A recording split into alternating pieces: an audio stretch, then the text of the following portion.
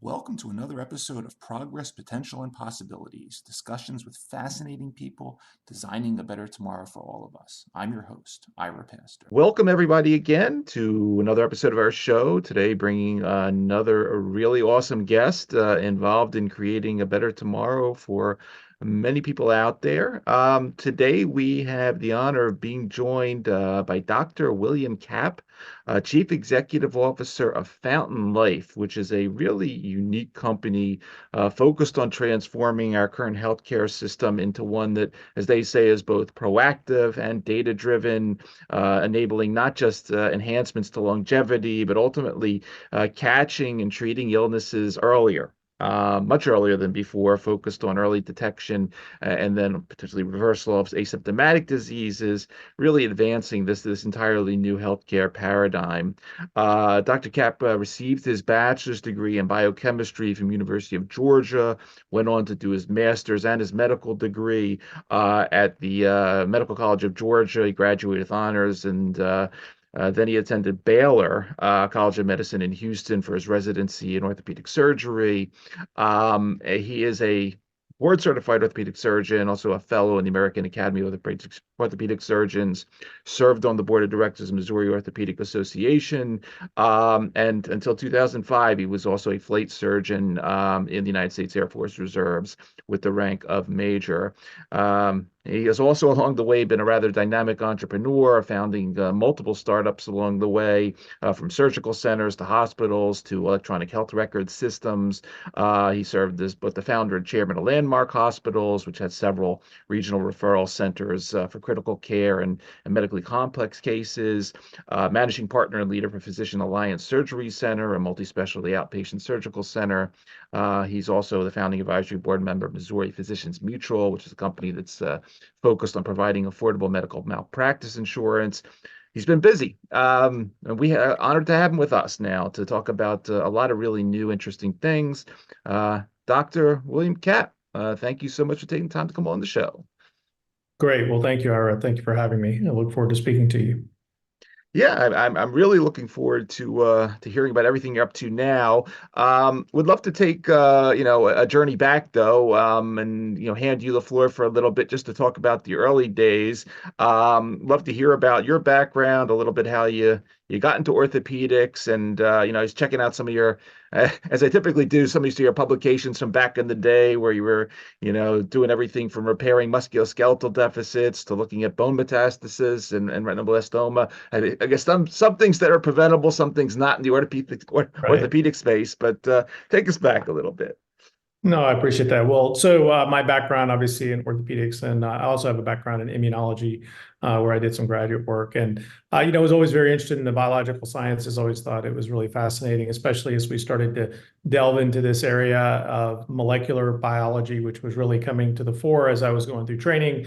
The Human Genome Project had just started in the 80s, and it really came to full fruition in 2001 with the full sequencing of the human genome. And all along, my entire career was also, heavily predicated on bringing new technology into healthcare. And that's why I liked orthopedics. Orthopedics was very technologically driven. It was an opportunity to fix problems, quote unquote, meaning everything from musculoskeletal, conditions to fractures, the traditional trauma, that thing, but, getting people back to normal function, taking somebody who had been injured and getting them back to a baseline that was very similar to where they started. And so as I went through my orthopedic training and I went through all of my other training, I got very interested in the healthcare delivery system. trying to figure out how do we lower the cost of healthcare at that time when I started into the hospital segment, into the surgery center segment. Healthcare was responsible for about 40% of bankruptcies, healthcare costs across the U.S. And I always thought that, well, there's got to be a cheaper, better way to do it. And so I worked within the system for a very long time. I would say, over 20, 25 years, working in the system everywhere from hospitals to surgery centers to orthopedic practices, and then trying to figure out how do you lower costs and improve outcomes, whether that being applying a new technology or new procedure, something that can, improve outcomes, lower cost. And it was about 6 or 7 years ago when it became very apparent to me that healthcare was going to require a radical transformation. And some of this comes from my aviation background. I've been a licensed pilot for over 30 years.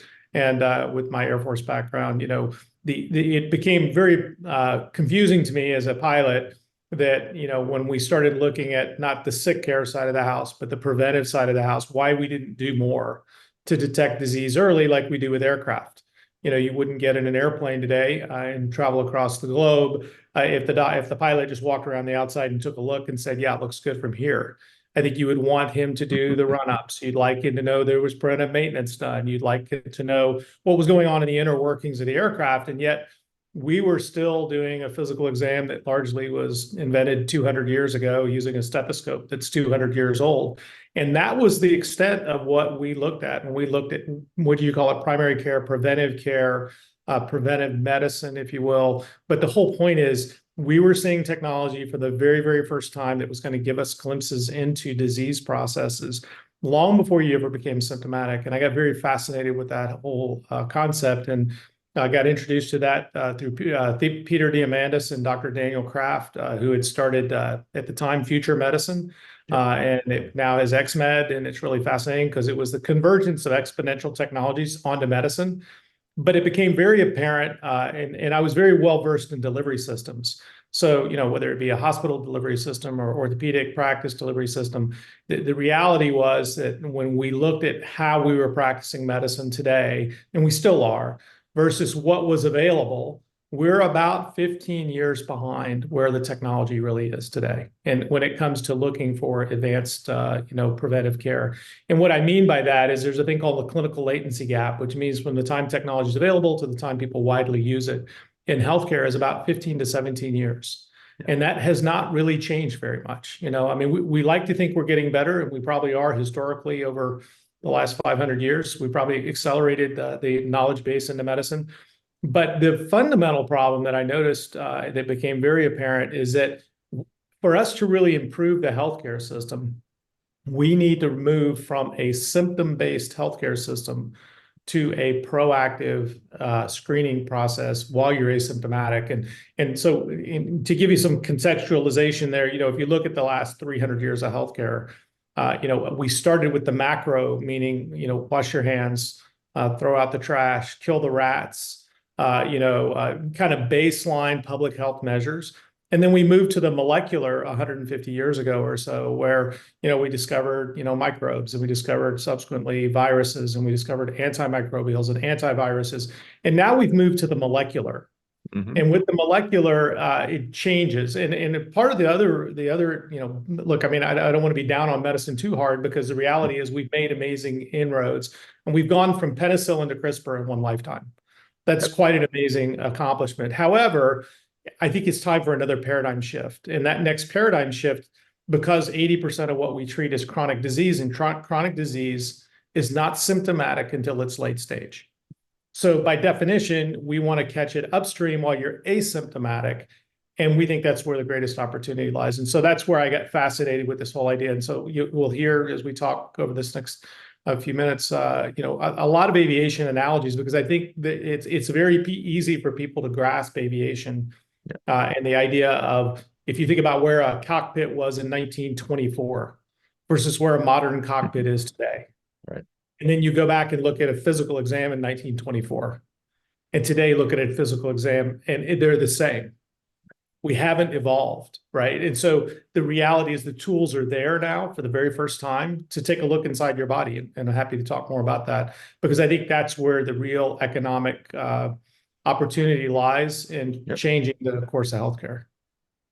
Yeah, and before we get there, let's just talk about the numbers for a minute here because before I had a chance to hop on this call, I hadn't looked at I don't know when we passed for I remember 3 trillion was the number for many years, but we surpassed 4 trillion recently. And the CDC info basically says that once you filter out your infectious diseases, the major chunk of the chronic degenerative diseases that are responsible for killing most of us, and a large percentage of those, whether we're talking cancer, cardiometabolic, neurodegenerative, there's a major piece of prevention here that can potentially slice off large chunks of that $4 trillion number. Just talk about that for a little bit from your perspective as a clinician in 2024. Yeah, sure. And that is really the driving factor for what we're trying to do as a company. When we look at all the inroads in healthcare innovation, everybody's trying to lower costs and improve quality, but the reality is they're working on the sick care side of the solution after you're already symptomatic and you already have the disease. We know that this year the healthcare bill will approach close to $4.5 trillion. And then in addition to that, it's about 20% of the GDP. And that will continue to climb for the foreseeable future unless we change how we treat healthcare in the United States. The other thing, I mentioned earlier when I started into medicine 30 years ago, medical costs were were responsible for about 40% of bankruptcies. That's now gone to 60% of bankruptcies. And it's not, once again, it's not a question of doing sick care better, because we certainly are doing that. But a lot of the changes we're trying to do in order to lower cost are geographic, meaning instead of doing your hip replacement in the hospital, we're going to do it in a surgery center. Instead of treating you in the emergency room, we're going to treat you in an urgent care. That's just geography. That doesn't take a first principles approach and saying, hey, what is the root cause of what's going on in the first place? And how do we detect it and reverse it early? So I think it's imperative. It is a national emergency, whether people want to really, whether politicians want to acknowledge it. And it's going to require a paradigm shift, because we have to start paying physicians to keep you healthy versus only treating you when you're sick. And that paradigm shift means a reorganization of how we do healthcare. I mean, today, when we think about healthcare, when you go to your doctor, with a collective set of symptoms. And what do we train everybody for this? I mean, it's our fault, in medicine, because we tell you don't go to the doctor unless what? You're really sick. We tell everybody that, right? So consequently, we wait until you're gripping your chest and, have left arm pain in a classic myocardial infarction scenario before you attempt to even go to the doctor to see what's wrong in the first place. And by the time you have that much plaque burden, it's harder to treat. It's more expensive to treat. And so I think as we start this paradigm shift, we have to start explaining to physicians, it's great that you're getting really good at diagnostics with AI, but symptoms and waiting for symptoms for 80% of what we're treating, which is chronic disease, is too late. We need to go upstream for that. And so it's going to take a little bit of a paradigm shift to do that, particularly when it comes to things like memory care and neurodegenerative conditions. Last year we spent over $300 billion on memory care here in the United States alone. And that number is expected to rise fivefold by 2050 if we don't do anything different. So the point is, we have, as a nation, we're backed into a corner to some extent. We spend far more than any other country. What we spend on healthcare in the United States is greater than Germany's GDP. Yeah. And yet we have some of the worst results because we're waiting until things are late stage to treat them. And we don't incent the providers, and the system is not incented to detect disease early and work at reversing. So, Bill, you clearly put together, quite a superstar team here, in setting up Fountain Life. You mentioned Peter Diamandis, Tony Robbins, and then several of these folks have had on the shows. Everyone from Eric Verdun to the Buck Institute, working on sort of as you're mentioning, sort of the detailed molecular biology of things like aging. Bob Hariri on unique applications of placenta stem cells, Dan Kraft on e-health, Mark Hyman, obviously a superstar in the preventative sort of health nutrition space. Talk a little bit about how you guys all got together, and I mean, was there sort of a time at a bar where you jotted this thing out on a napkin? Like, what was the background here on how you all got together and Yeah, put so I mean, it would set be it up? great if that'd be a great story if we were all at a bar. We have been at a few bars since then, but I would tell you, what happened was I had come back from one of Peter Diamandis's and Daniel Kraft's exponential medicine conferences, and at that time, I realized that I needed to do something different. I was practicing here in Naples, Florida. I built a hospital here as well, and we built our first longevity performance center here, based Yep. on what would be the precursor of the current Fountain Life. And I was in operation a couple of years. We've been collecting data. We've been scanning people. We've been analyzing our data. And it became very apparent that we had, we had proven a little bit of the concept about this idea of, advanced prevention using advanced diagnostic tools.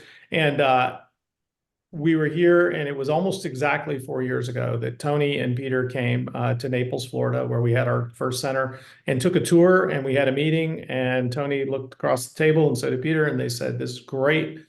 We have a stem cell company we've been working on. It's a nascent stem cell company. We'd like to merge with you guys." Bob Hariri was part of that. Peter and Bob and Tony had formed a company called Fountain Therapeutics, which was a Yep. stem cell treatment company that we're doing offshore. And we had built this therapeutic or this diagnostic platform here in the United States, in Naples, Florida. And so we merged everybody together. And in the process, as things evolved, we added Eric and Daniel and Mark into the board. And so it became, look, I mean, a lot of these guys were in the space long before I was. I would say I'm a little bit of a latecomer to the space because I'm very traditionally trained. I went to, all the traditional, I did everything I was supposed to do. I was taught very classically in research and surgery, and it was a great career. But being a problem solver, it became very clear that we needed a different path to take. And fortunately, my viewpoint or my vantage point was very different than everyone else's. While Bob is steeped, and Peter is steeped in the future, Daniel Kraft is steeped in the future, in all kinds of technology, and Mark is steeped in functional medicine. Bob, obviously, very much in regenerative medicine, and Tony in just lifestyle in general. My background was in scaling medical operations Right. and trying to figure out I probably had the most unique view of exactly what was going on in the healthcare system because it's a very complicated system, as you know.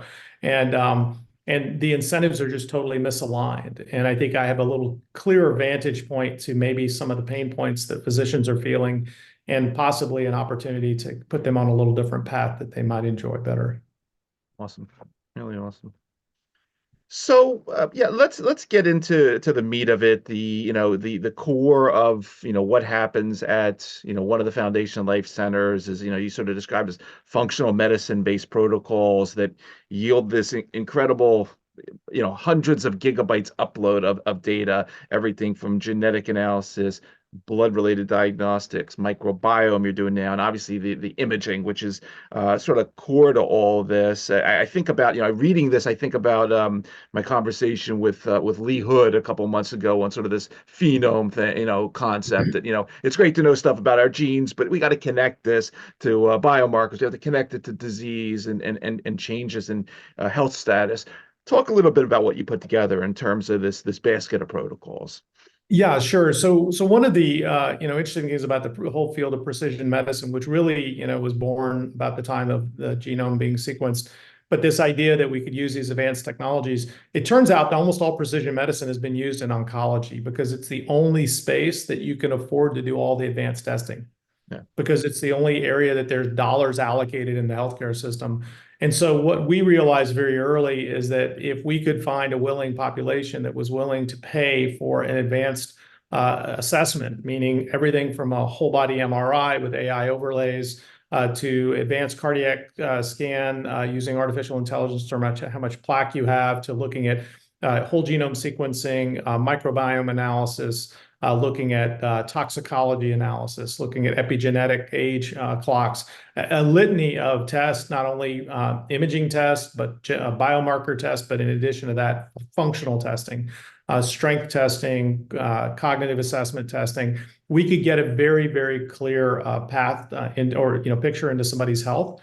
And once we had that health assessment, we could, A, rule out the bad things, which everybody's concerned about cancer and heart disease. So we tried to rule that immediately. But what became very apparent when we looked at the data is that when we caught disease early versus when you normally catch it, when you become symptomatic, you could lower the cost of healthcare by about 76%. And that was in the first 1,000 people we looked at. So that is just early disease detection and treatment, even accounting for the cost of our testing, and then what it would normally cost to treat it late stage. Mm-hmm. And so what we have learned, Dr. Helen Messier joined our team, and she's been fantastic in terms of somebody who really understands the field of functional medicine, root cause analysis. And now with our protocols, not only can we detect cardiac disease early and show you how to reverse it, we can show early cognitive decline and show you how to reverse it. Type 2 diabetes has been reversible for years. However, it's just not widely employed and not widely taught. And so consequently, people don't know that there is a solution outside of a oral hypoglycemic agent or insulin. And so we don't really focus on that. And then what we've done in Fountain is not only do we get your baseline, then we work on it's a membership model. And then we work an entire year, and you have an entire care team to optimize your health. So that can be reversing any one of the disease processes I talked about. It could be a deep dive on a functional medicine approach into your gut health that may be affecting everything from your inflammatory markers to your cognitive issues. But more importantly, it's looking at the very, very root cause, not just giving you a symptom suppressive medication, but looking at the root cause so that we can put you back to a normal steady state. And I think that's where the real opportunities lie. And when we looked at our clientele, obviously they're very, we have very high NPS scores, and we think we're doing a great job. It is an expensive process. And the goal here was, number one, to build 4 centers where we could, number one, test the concepts and then also collect the data at scale. And so I think what we have now is probably one of the largest databases of what I would call asymptomatic individuals that have been screened. And everybody likes to be optimistic about their health, right? Nobody wants to think that they're sick. Right. But I can tell you from our data that about 15% of the people that come through have a relatively immediate actionable finding, meaning something that needs to be addressed. It could be cardiac plaque. It could be, a stage 1 cancer. It could be renal issues. It could be elevated liver fat. I mean, there's a litany of things because your body's very good at masking symptoms until it becomes a late stage process. And so what's been exciting about what we've been able to do is we've been able to prove the concept, number one, that you can detect disease early using better tools than a stethoscope, right? And because I can't hear the plaque in your arteries with the stethoscope. Right. But I can see it with a CT with an AI overlay. And now I can give you a quantification of how much plaque you have and show you how to reverse that. And so we can show you in most of the Fountain clients, we see about a 40% plaque reduction in the first 9 to 12 months. And so this involves, we're not opposed to traditional pharmacology by any stretch. So, I mean, obviously it uses pharmacologic agents, but a lot of diet, exercise, things you already know that are in your armamentarium. But once again, there's so much toxin in the environment today, and people are exposed to all kinds of things that could potentially be pro-cancerous, and we're seeing cancer in younger populations. So number one, we want to be able to detect those if it is a problem. And then, we're going to look at a lot of mitochondrial function and things of that nature in addition to try to put you on a better, healthier path. But the idea, once again, it's to harness the data and to give you a digital twin that gives you actionable insights, and then also give you that data over a period of a year with touchstones so that it's not just one and done, but also gives you an entire team to a better health outcome. And with that data, obviously comes, the need to really do, in-depth analysis. Talk about your recent acquisition of this LifeOmic company, which, obviously puts you right in the center of everything happening with, at the intersection of machine learning and health data technologies. Yeah, we're really excited about that. So that platform was actually designed and built by an exceptional development team. It currently is in use in the Precision Medicine Oncology Department at Indiana University. They use it in their oncology division for tumor board. And so it was built for that specific purpose, but it can ingest an entire genome. It can ingest an entire MRI. It can do any of the omics we want, microbiome, all of it into a cloud-based digital platform that also will then timeline for the clinician exactly what has been done at what given point. But what we're excited about is, number one, it's being currently used in oncology, but we can use it on the front end for precision, wellness, if you will. And as we embed this technology, it puts the data into a format that we can then deploy large language models and generative models on. And I think this is where we believe the ultimate, the ultimate rubber hits the road. The challenge in healthcare today is 95% of healthcare, really, you could argue, happens outside the doctor's office. Yeah. And so what we want to do is we want to start to harness lifestyle information to marry it with your medical information and then deliver it back to you as a patient. Don't keep it walled in the four walls of the doctor's office or inside of Fountain Life.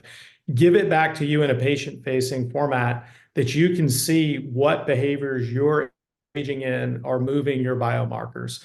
And when we can create that closed loop of data, kind of like a CGM does, if you use a continuous glucose monitor, that immediate feedback loop about what you ate versus what your blood sugar is. And so what we want to do is be able to get back with a digital twin to show you touch points that you can use along the way to improve your health. A lot of people would like to improve their health, but they're confused about how to do it because people diet to take, they don't know what exercise they should do. We can get a lot of insights by looking at your microbiome and your genetics, body composition, and kind of put you on a better pathway that probably will be more sustainable over time. But that ultimately is where the goal is. And then also, ultimately, we want you to be, CEO of your own health. We use you to have your data. You actually paid for your data, believe it or not, whether you pay for it in our system or you pay for it in the system, it is your data. Somebody paid for it either on your behalf or you paid for it through your insurance. And so you shouldn't have access to that and easy access to it. There's always a little bit of a mystery to me. And we also, provide all that data in a super secure environment. What we're excited about the Lifomic acquisition, it's been stress tested extremely, and we have a great security team on top of that. But real insights into your health. Bill, talk a little bit about I know you mentioned you rolled out to a couple different centers. One of the I had Gloria Caulfield on at Lake Nona a few months ago, mentioning how you have a Fountain location in their group there. You're down in Naples, Dallas, New York. You're, I think, looking abroad now at India and Toronto. What's happening? Well, I mean, because obviously you're an expert at scaling these things. It's what you've been involved in throughout your career. Talk a little bit about where this is all going beyond the existing centers. Yeah, absolutely. So I appreciate that. Look, I mean, we didn't build Fountain Life just for the people that can afford it. I mean, or just to create a data exercise to say, yes, if you can do this, we can prove that you can lower healthcare costs. It was a great finding that we found inside the data. But really, the goal here is to democratize access to the data, to compress the clinical latency gap, and bring this technology to everybody ultimately over time. And so we're very excited about our growth strategy. We have close to 20 locations that will be popping up over the next few years. And we're taking this technology really outside the four walls of the doctor's office and the hospital, and we're embedding it now in places that you live or that you may visit. So, for instance, one of our partnerships we'll be announcing sometime in May is with a very large hotel group. Nice. Where they want to move into this area of wellness real estate. And wellness real estate is now one of the hottest topics. And the question and what we believe is that we believe ultimately healthcare goes to the home. And ultimately, your home becomes a wearable, meaning that there'll be sensor technology built into your home so that you may not need to wear in a watch or a ring in order to collect that data. And then in your home environment, where you spend a disproportionate portion of your time, we have air quality, water quality, nutrition opportunities, ways to start to educate and also to give you data back. But we'll be embedding in hotels, we'll be embedding in resorts and high-end residential communities initially.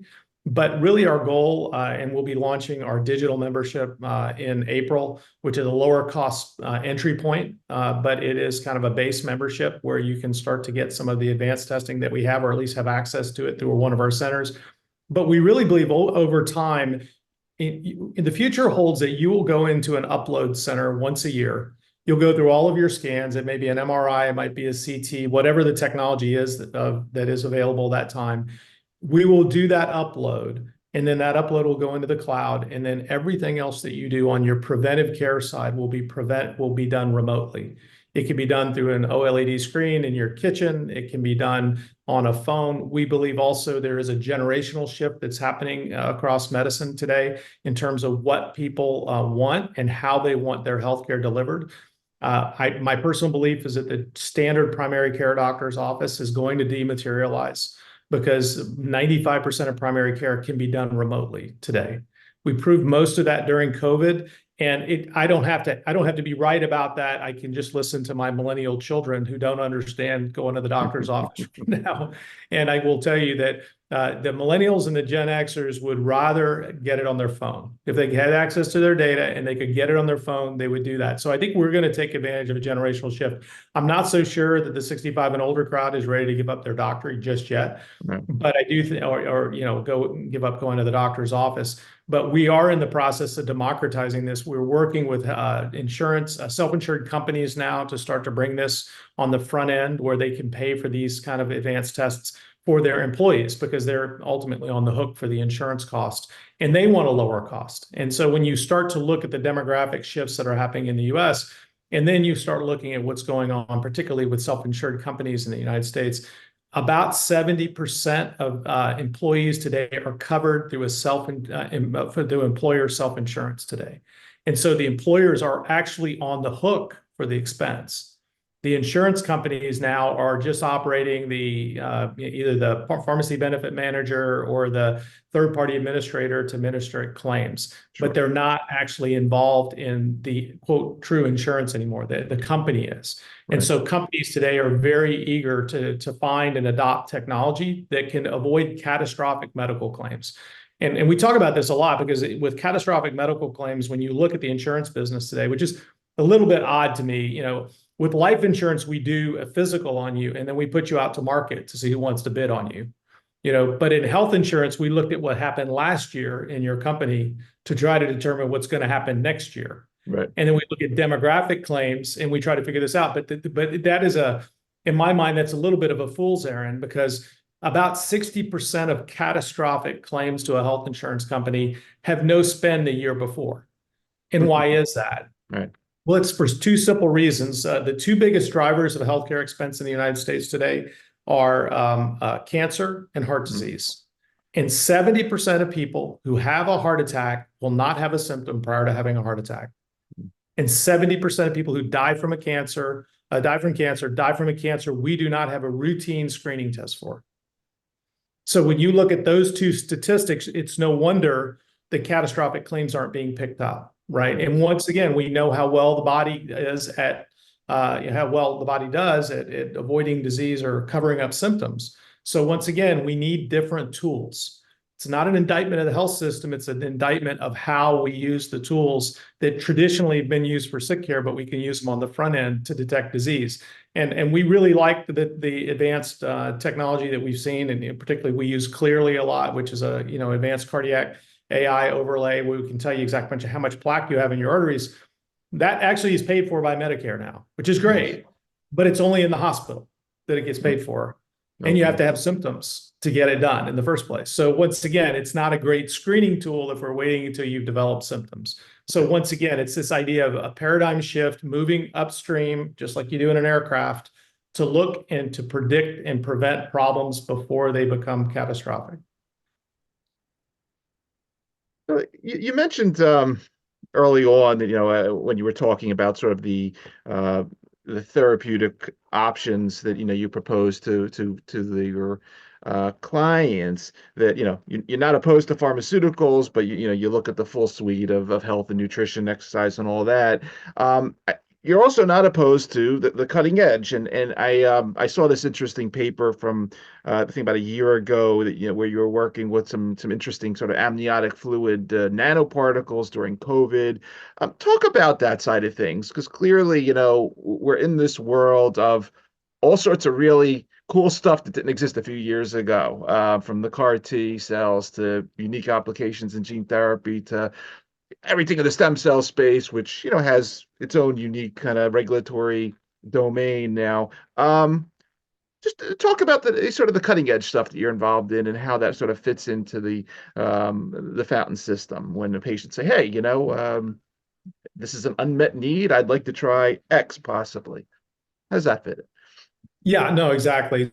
Our feeling is, the first step to longevity is don't die of anything stupid, meaning don't die of something at an early stage so that you have the first step to longevity. So in order to, in our mind and in the way we operate, getting a baseline is critical so that you know exactly where you sit on the spectrum of illness or disease or health in general. And then how do we optimize that? So, we use everything. We very big arsenal that we have through Bob Hariri and Cellularity and some of the products that he has. We will be harvesting natural killer cells from your stem cells and be able to grow those in tissue expansion, or NK cells, natural killer cells, if you will. They're very effective at getting rid of cancer cells, and they're very effective at getting rid of senescent cells. And so this is a study we're going to be doing with Bob Hariri. We are very big believers in exosomes done in the right location, under the right IRB companies in that respect to work under their IRBs like Immunis. So we are on the cutting edge. We also believe heavily in therapeutic plasma exchange. What we like in our centers is because we collect so much data on your baseline. And as you continue with us over a number of years, we can then show, is your baseline improving? A lot of data to be able to back that up. Well, let's talk a little bit because you mentioned longevity before, and I a couple of months ago I profiled the X Prize Health Span prize on the show. Obviously, Peter started that all off a couple of years ago, and it's finally coming to fruition, a nice $100 million award. A major part of that, depending on what somebody might bring to the competition, whether it's a stem cell or a monoclonal antibody or whatever the case may be, a big part of understanding longevity and I mean, I guess the longevity in many ways is probably the most asymptomatic of the conditions out there, because it's something that follows us throughout life. Talk a little bit about what you see as your role clearly with this toolkit in areas like longevity, where it's not just about that biomarker or that gene anymore, but it's really about understanding sort of this progression that occurs throughout life. Say a few words about longevity while we have you. Yeah, sure. So, I mean, I think right now we've established 12 hallmarks of aging. And so I don't believe point solution for all 12 biomarkers, 12 hallmarks of aging. Look, I think ultimately, and the way we approach this is, number one, when we want to introduce it to our members, make sure it's safe. And then number two, we look at efficacy. And if we can prove those two things, and then we bring it in, so we look at actionable, what we can action more than anything else. And obviously, inflammation is a pretty easy low-hanging fruit, so we can certainly target that. Microbiome, huge impacts on long-term health. But really, sarcopenia of aging and muscle mass is the number one thing that we really target. And we're finding enormous ways to improve that. I would tell you mitochondrial function, sarcopenia of aging, and the third one, which I think is actually the most relevant, and I kind of touched on it earlier, is immunosenescence. Meaning that you're born with all the stem cells you'll ever have, and they decline steadily throughout your life. And if you have to undergo chemo or radiation, you kind of wipe out a significant chunk of those. So then the question becomes, how do you keep your immune system in tip-top order? Because it is your immune system that not only surveils against cancer, but it also surveils against senescent cells. And those are the ones that are the hallmarks of age, one of the major hallmarks of aging. So what we're excited about is this idea of being able to harvest and give back NK cells over a period of time. So from 1 million NK cells, we can grow 30 billion NK cells in culture. So now you can get a dose of 1 billion cells once a year. because we can't make any more stem cells for you at this time, although we probably will tissue engineer those in the near future. But the ability for you to harvest your own stem cells, bank those, and then be able to go back and pull those back into we think really has the most benefits. When you look at cancer rates, they go up significantly grade 60, and that is a direct correlation to immunosenescence, and particularly NK cell decline. And just recently, CAR T therapy was just shown to be very effective in the animal model at producing senescent cells. So we think that this is one of the areas that we want to really focus in on. Who knows the findings are going to be in the next 5 or 10 years as we continue to look at some of the subsystems. Next steps. What else is happening for 2024 that we should know about while we have? Yeah, so we're hoping to open another center in Boston. We're looking at opening a center in Arizona, one in LA, and then also one most likely will be opening in Nebraska sometime in 2025. So all of those will be toward the end of this year. We'll be making several announcements with where we believe these imaging centers and these testing centers will be set up in different markets. Once again, we really like the idea of embedding in your home community and then having your membership paid through your HOA. And that's what we're really excited about, a couple of the new memberships. Really tapping into the wellness real estate trend, which I think is ultimately where people want to get their healthcare and get their prevention in a market where, it's a place where they live and it's not cumbersome to try to get there and get it done. Currently, as you know, trying to just get to the doctor's offices can be problematic for a lot of people, but much less go through all the preventative testing. But if we can, and I am excited, we've seen some amazing new technology on imaging. A whole body MRI scan times will be coming down to 30 minutes later this year, and then probably within 2 years, about 15 minutes. And we're working with GE on some of those initiatives. So, it won't be long, but I think, in the next few years, you'll find an imaging center near you, an upload center. It'll take an hour once a year. You'll have all your uploads done, and then the data becomes yours in your own health data locker that you can choose to share or not share, or have analyzed with your own large language model, depending on what you want with your own personal AI. Daily recommendations, guidance, that's where we're headed. And as you can see with the speed at which robotics is moving and all of the other areas that are circumferential around medicine. I mean, all of these exponential technologies are collapsing on medicine at exactly the same time. And so I think the need to, have a platform that can not only ingest these, but also interpret them for people is going to be critical.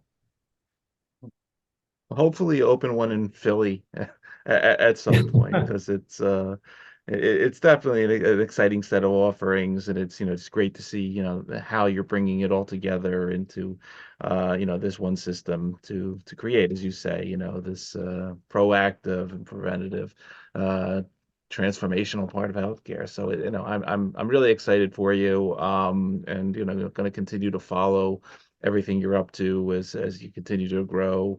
Again, for everybody that's going to be listening to this particular episode across the various podcast networks or watching on our YouTube channel, again, you've been spending time with Dr. William Kapp, Chief Executive Officer of Fountain Life. Bill, I want to thank you again for taking the time out of your schedule to come talk to us about what you're up to.